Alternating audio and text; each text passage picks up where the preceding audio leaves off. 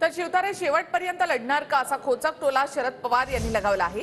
तर शिवतारेंच्या मागे शिंदेंचा हात की भाजपची साथ असा सवाल रोहित पवार यांनी केलाय। आमच्या उमेदवाराला न होणारं मतदान ते घेणार असतील तर आम्हाला आनंद आहे। पवार साहेबांचा शिवतारेंना अदृश्य हात आहे असं समजायचं का? असं आहे की आमची त्यांची चर्चा झाली नाही, एकदा ते शेवटपर्यंत लढतात का नाही हे पाहूया। एकनाथ शिंदे साहेबांच्या पक्षामध्ये आहेत, त्यामुळे सुप्रियाताईंच्या विरोधात ते बोलू शकतील।